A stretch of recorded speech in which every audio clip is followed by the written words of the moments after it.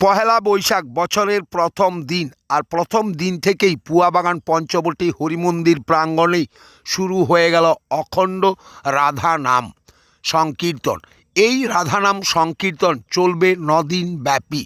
এর সাথেই থাকবে লীলা কীর্তন।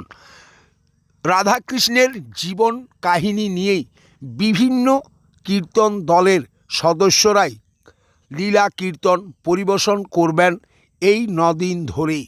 আর সেই অনুষ্ঠান দেখার জন্যই সমস্ত হরিনাম সংকীর্তন বা রাধানাম সংকীর্তন প্রেমীদেরকে আহ্বান জানালেন পুয়াবাগান হরিনাম সংকীর্তন কমিটির সদস্যরা।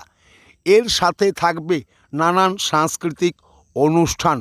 আর সেই বছরের শুরু থেকেই সেই রাধানাম দেখার জন্যই অগণিত রাধানাম প্রেমীরা উপস্থিত হয়েছে পুয়াবাগান পঞ্চবটী এলাকাতেই।